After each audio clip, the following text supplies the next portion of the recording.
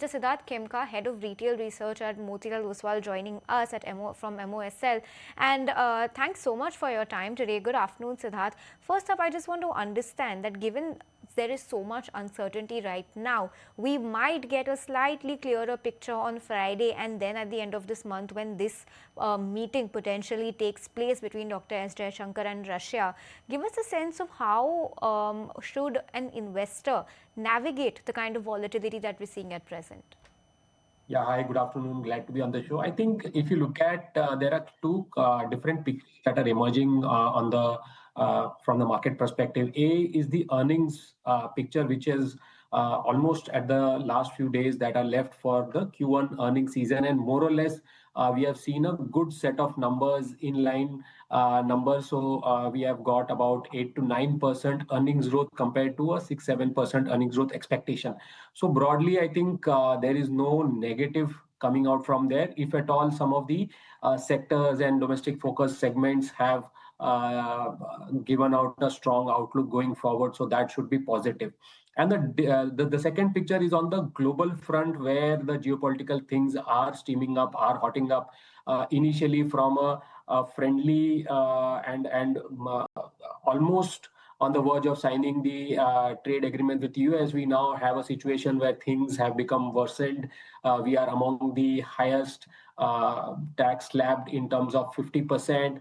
But again, there are, as we have heard, that there are several meetings that are lined up between the US president and the Russian president. India, on its parts, has also steered up a lot of meetings globally. So a lot of development news flows will come from the global front. What we expect is that things could only improve from here on. Difficult to say whether things will go bad from here, but there is hope that there will be some negotiation between US and Russia that could lead to removal of the secondary level tariffs that has been imposed specifically only on India compared to all the other importers. So I think things will become clearer once these meetings happen. But nonetheless, as you asked, what should investors do? I think in this volatile time, it is better to stick to some of the domestic names. There are several sectors, segments that we like. You have seen interest rates coming down sharply from the start of the year. RBI, through its various measures, including the repo rate cut, the CRR cut, and the other lot of other provisionings that they have relaxed, have led to almost more than 8 lakh crore of liquidity injected into the system. And we expect that to start showing up in the entire corporate earnings demand push up by the second half of the financial year. So Q3, Q4 should see a big impact of that. So financials, consumption, domestic consumption theme should do well. Monsoon has been good. Inflation is at 8-year low. Again, that is very conducive. So far, some of these domestic financials, consumption-driven companies, FMCG, I think next 2 quarters could do well. We have seen that after FY25, where the government capex had been lackluster, FY26 has started on a strong note. So government capex has been front loaded in FY26, and that has led to strong demand for infra companies, for cement companies. So that is again a kind of a domestic theme, but coming out with strong execution and better numbers. Mr. Khemka, since you spoke about a whole host of sectors that you're bullish on, any sector that you're completely staying away from at this juncture, especially after the kind of numbers that they have reported? I think one sector which we are a little bit averse to right now is the IT sector, and purely from a near-term perspective, because things are very uncertain, and the numbers and the downgrade in terms of earnings outlook for FY26 doesn't leave any triggers for IT companies. So hence, I would suggest people looking for next 2-3 quarters can avoid IT. We will get enough time in the coming quarters if for long-term investors to accumulate them. So that's the take on some of those IT counters. But Let's talk about select individual stocks that are doing very well in today's trade. Aditya, give us a chart check on Godrej Industries. Strong set of numbers coming in. They've announced some corporate action as well. That stock is up by almost 8%. Let's pull the slightly longer term charts for Godrej Industries. Let's say a 1 month, 3 month chart, and let's see what that stock has been up to. 3 months, only 5%. And in fact, that's the kind of move it has given today in one day post its earnings. Aditya, what are you making of Godrej Industries on the charts? Right. So Godrej industry has been pretty stable in this volatile times, and that has been the case with a lot of FMCG counters and FMCG index itself. When the market were underperforming or were under the pressure, it was the FMCG sector which was holding well. Now, it has given a breakout of almost 5 weeks, a proper rectangular pattern breakout, accompanied by very good volume. So this could suggest that strong hands are accumulating this counter, and this is a breakout day for Godrej industry. So over here, we can expect outperformance of Godrej industry to start. And a few weeks, a few months back, we had seen a massive jump in volumes of Godrej Industries. So, and it has protected those important support levels. So I think now continuation of that rally has started, and we can soon reach higher levels. One could maintain stop loss at 1060 odd levels, and targets for this pattern should be 1270 to 1450. Okay, so that's the view coming in on Godrej Industries. And since we are talking about the FMCG sector, although the market has done fairly well this week so far, select pockets within this FMCG sector have not done that well. We have Colgate, which is down 1.5% for the week so far. We have Dabur and Britannia also showing some bit of subnewness over here. So, Nagraj, your view on select FMCG stocks which have not done well, do you expect a rebound in these stocks? Yeah, selective FMCG like Dabur, what you said is certainly not showing any good sign from the higher levels. We have seen some declines. Currently placed around 495, 500 support. The way it has declined from the higher levels looks like more weakness could be there in the short term. Okay, so that's the take on FMCG. But also help us understand your take, Siddharth, on this FMCG space. I'm not talking about staples. In fact, not FMCG. I would say the overall consumption space. And let's talk about some high-end consumption here, like consumer durables, for example, the likes of Voltas, Blue Star. Recently, we've seen how PG Electroplast got battered in trade off the back of a weak Q1 coming in. By when do you believe this shortened summer impact that we've seen on some of these white goods, by when could that be behind us? Because you also have the festive and wedding season up ahead. Monsoons have been good this time, but you also have some good tailwinds like the festive season ahead. So what's your take on some of these white goods and where they could be headed?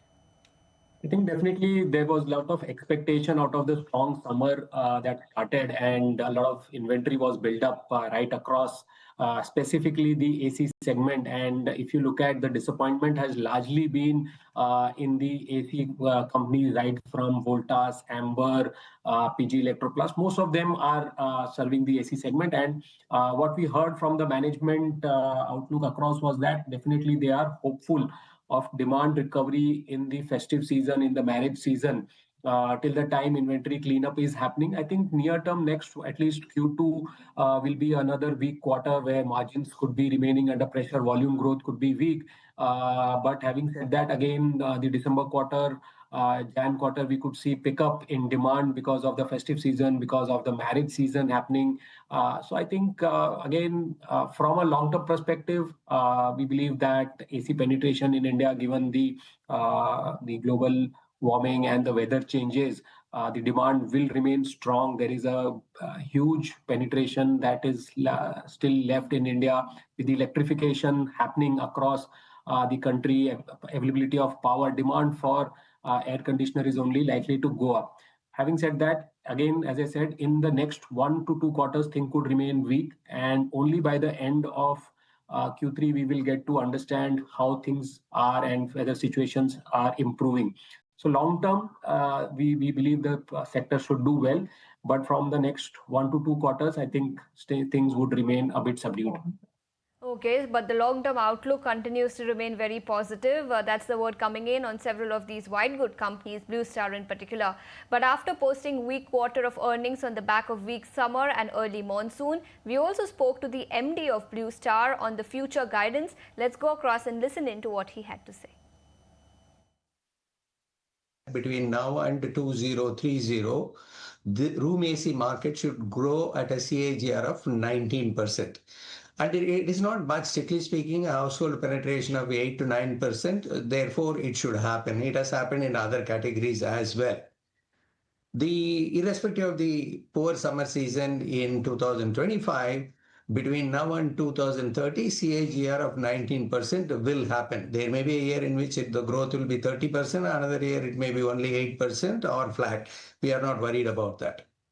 Now, we have gone by every summer impacted year in the past. Eventually, festival season does well, and it results in making up partially for the degrowth in the summer season. There is an energy label change that is coming on 1st January 2026. So therefore, what will happen is there will be people who will end up buying the current label machines, and then when the table changes, there is another set of people who want to wait and buy the new. Both are there in India. They would like to buy the current 5-star. There are people who would like to buy the new 5-star. So keeping all this in mind, the original estimate of 25 to 30% growth will not happen. In my view, it will be between 10 to 15%. What coming in from the management of Blue Star, Mr. B. Thiagarajan, who we interacted with earlier in the day, and he's flagging off caution in terms of what we can expect when it comes to the growth of the company and the overall production going ahead. But he's also optimistic of on the festive demand and hopes to see some recovery in the sales and the demand going ahead. Aditya, give us a quick chart check on some of these white good counters. It could be Voltas versus Blue Star. Well, fundamentally, they are weak right now. But on the charts, if you had to deploy fresh capital, would it be in Blue Star? Would it be Voltas? Where are you seeing better looking charts right now? Sure. So we have seen fair amount of volatility in both these counters, but Blue Star looks better. I think it's consolidating and except digesting the volatility which we have seen in last few days. We'll follow level-based approach over here. Currently, the stock trades at 1755. We could see a breakout above 1740. In that case, the stop loss should be 1750, and target over there would be 1950 to 2100. So that's the word coming in on Voltas, but let's shift focus then, and authorities are now amping up their probe into irregularities at Indent Bank. Former Deputy CEO is under the lens of economic offences wing. Anurag Shah, my colleague, is now joining us with more details on this. Anurag, over to you. Former Deputy CEO of Indent Bank, Arun Khurana, is under the scanner or under the probe of economic offence wing EOW, and he can be summoned for questioning by EOW Mumbai as per our sources. Remember that Arun Khurana resigned from Indent Bank on 28th of April after the internal probe found about the misaccounting and the lapses in the derivative accounting which impacted the PNL of Indent Bank by 1900 crore. There were other charges also against the senior executives about the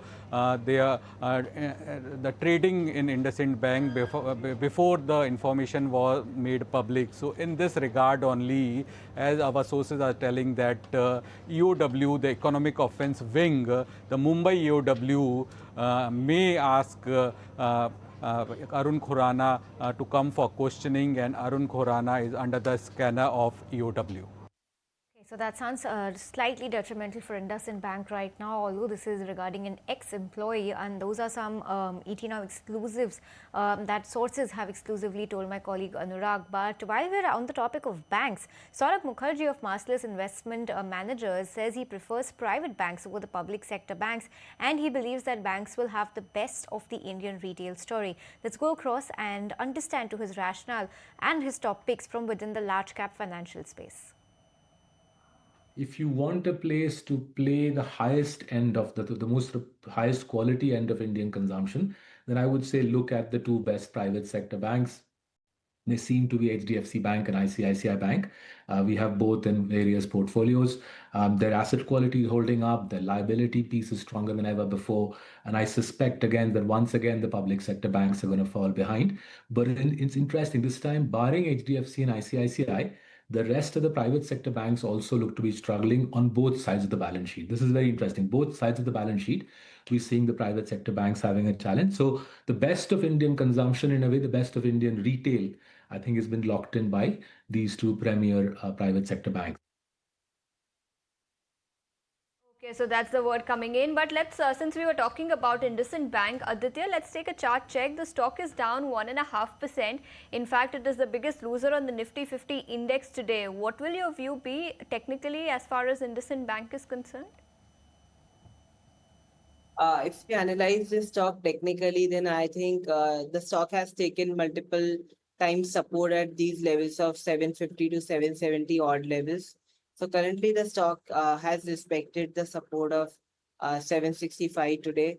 So until and unless we are above 750, 760, I think there's a scope for a rebound in this counter. And we can see a proper breakout once we break above 790 odd levels. Once that is done, I think probably this stock is headed towards higher levels like 820 to 850. Okay, so that's the take on IndusInd Bank on the charts and the next key levels to watch out for. So that way in here and give us your sense of what you're making of the entire financial pack. It would be large private sector banks, PSUs, MFIs, NBFCs. What are you liking in terms of a theme when it comes to financials? Because we've not seen a lot of surprise on the earnings front when it comes to at least the large private sector banks, barring ICICI Bank. Everything else has been pretty okay. So where are you seeing value in the entire financial space right now? Definitely, I think the sector has been a mixed bag, as you rightly highlighted. ICICI Bank delivered all-round robust performance, and by far was the exception compared to a lot of other banks. We saw disappointment from Kotak, Axis, IndusInd, which was expected. But if you look at HDFC Bank, has also been showing improvement, sharp improvement in its deposits growth in its core business. So what we believe is that the synergy benefits are now started playing out in HDFC. The CD ratios are coming down. There is a lot of focus on improving the deposits while steadily also looking at growing the loan book. So and we also had the numbers from SBI. So I think pretty strong all-round performance from SBI as well.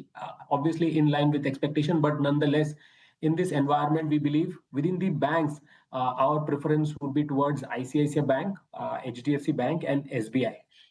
Within the NBFCs, what we see is that the consumer credit companies are still reeling under pressure, and the benefit of the lower cost that is started to playing out. So NIM improvement is clearly visible in NBFCs compared to banks where NIMs are yet to recover. And between them, I think some of the NBFCs that we like in the large cap space, I think Bajaj Finance is something that we like. Incrementally, we are looking at L&T Finance, which has reported an all-round strong performance. And again, within the, I would say that if you look at MFI space, continues to reel under pressure. That is one space that we would avoid.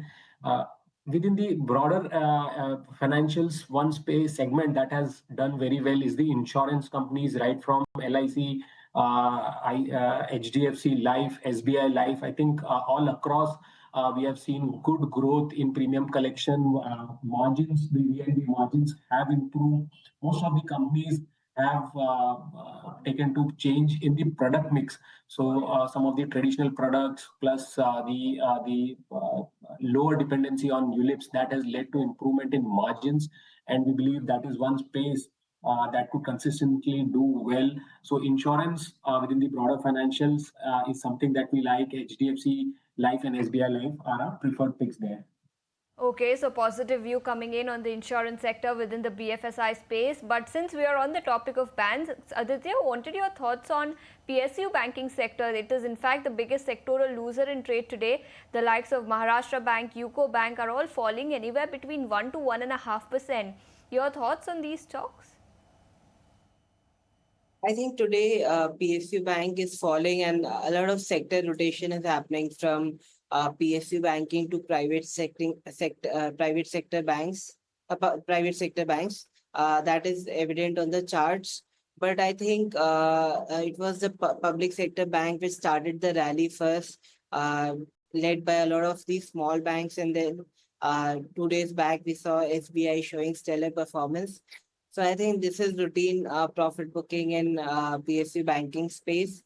Rally should again start in PSU banking space, and I think SBI is one of the best candidates in the pack. That's the take on some of the PSU banks. But Aditya, last couple of minutes left until we wind down for the day. Give us a sense of where do you think the Nifty could open tomorrow, given Friday is a holiday and tomorrow's expiry? Do you believe tomorrow could be slightly more volatile than what we've seen today? Or do you believe the levels and the growth that we've seen today, the positivity could sustain heading into tomorrow too? This is pretty tricky one, given that we have a lot of news coming in and a lot of market is reacting to a lot of tweets these days. But if we follow level-based approach, then I think if we breach 24,700 tomorrow, then that is technically a breakout for the market, and then we are headed towards levels like 27,800 to 25,000. So one must note down the breakout level, which is 24,700 for tomorrow. All right, so that's the view coming in and several levels that you need to keep an eye out on. But Aditya and Mr. Khemka, thank you so much for taking your time out and joining us here today this afternoon.